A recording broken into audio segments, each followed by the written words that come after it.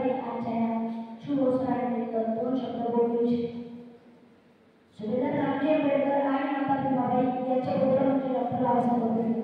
Doctor Babasaheb Ambedkar यांचा जन्म 14 April 1891 रोजी झाला.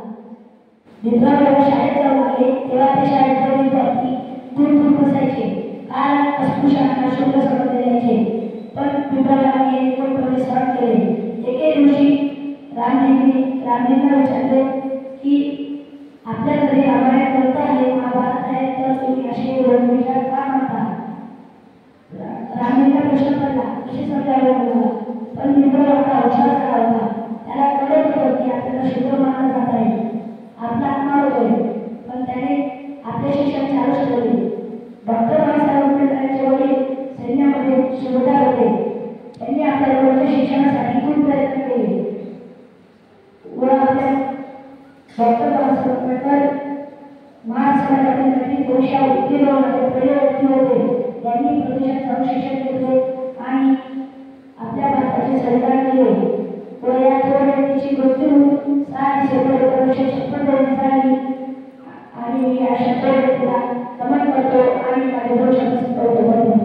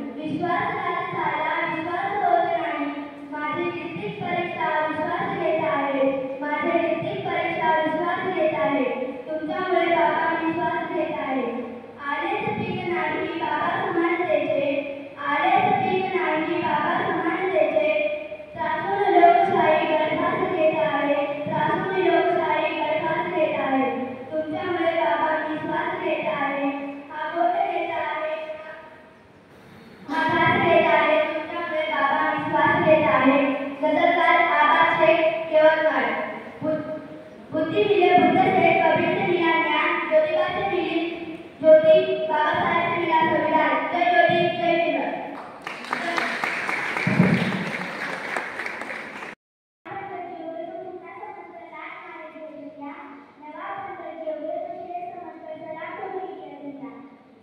Good morning, respected principal, sir, vice principal, sir, teachers, and all my dear friends.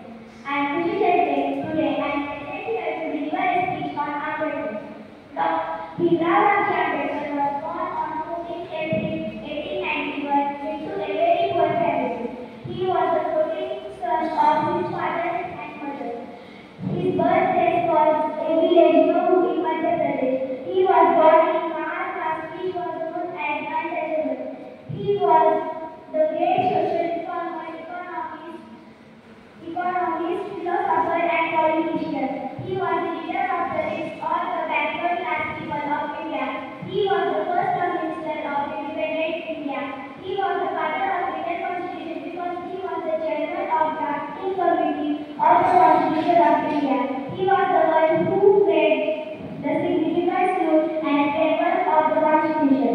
He was awarded by the prestigious Bharat Ratna Award in 1990. He died on 6 December 1950